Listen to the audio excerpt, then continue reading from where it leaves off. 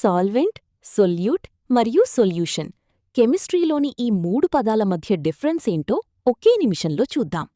మొదటిది సాల్వెంట్, ద్రావణి. ఇతర పదార్థాలను తనలో కరిగించుకునేదాన్నే సాల్వెంట్ అంటారు.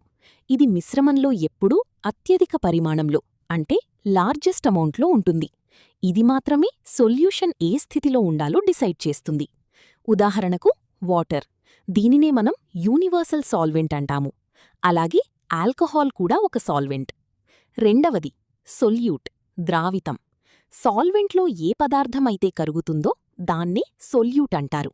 ఇది మిశ్రమంలో ఎప్పుడూ తక్కువ పరిమాణంలో అంటే స్మాలర్ అమౌంట్లో ఉంటుంది. ఉదాహరణకు సాల్ట్, షుగర్ మరియు కాపర్ సల్ఫేట్ క్రిస్టల్స్.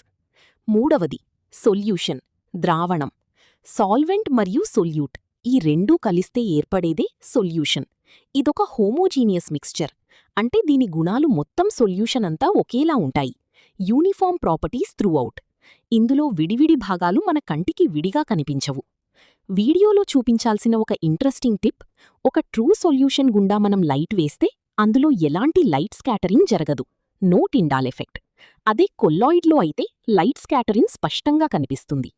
సింపుల్గా చెప్పాలంటే solute plus solvent is equal to solution.